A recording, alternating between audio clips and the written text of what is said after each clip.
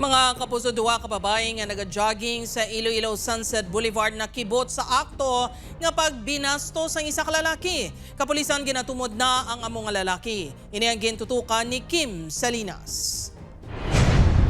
Bastos? Kini ang nabuyan ng mga tanaga ni alias MJ. Samtang ginakuhaan sa video ang paglakat sang salakyan sang isa ka lalaki nga ginapahayag. Naghimo sang binastos nga akto. Suno kay MJ, naga-jogging sila sa Abiansiri sa Iloilo Sunset Boulevard pasado alas 7 kahapon sang aga.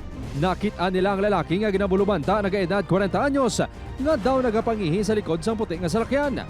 Apang sa ila paglabay, nakibot sila nga ginpakita sa lalaki ang iya kinatao samtang nagangisi pa. Kaduwa, kung isa kinamala ko ng balo, ka na huya. Tapos lugwa man ang kinatawa ya. Ang iyang naging obra, hindi kiti okay nga. Ang pangan niya pagit sa tubang namo. Hindi man balang pagkulaan ni Kako kung normal ang pag-take na sang lalaki. Gintuyo na day MJ nga kuhaan sang video ang lalaki apang madasig ini nga naglagyo sakay sa salakyan. Sa gintindugan sini, wala man sila sa may nakita nga palatandaan sang ihi sa dalan, kundi nabilin lang nga tissue. Ginatumod na sang Iloilo City Police Office ang identity sang lalaki. Magapakikangot ang kapulisan sa Land Transportation Office 6 tuhoy sa plate number sang salakyan nga gingamit sini. Itong klaseng ganitong gawain ay hindi ito dapat dito sa city natin na matiwasay.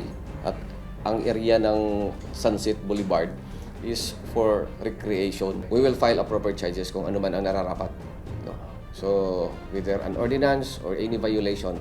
Patag sa Public Safety and Management Office, tub-tublas dos lang sang kaagahon ang duty sang Green Guard sa lugar. Still, ipalambot ni namon sa amon nga mga tao nga sa ila oras ang duty, mga critical nga oras sinahalin alas 4 sa hapon hasta mag alas 2 na sang kagahon.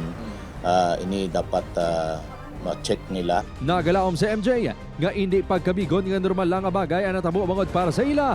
Traumatic ini kag dapat hindi pagtolerar. Dapat tigig ko yung kung pabayaan yun pwede ni sa maghalin lang sa ibang lugar, kagubrahon niya na maniliwat para siya hindi nisala. Upod kay Hans Desierto, Kim Salinas. 1 Western Visayas.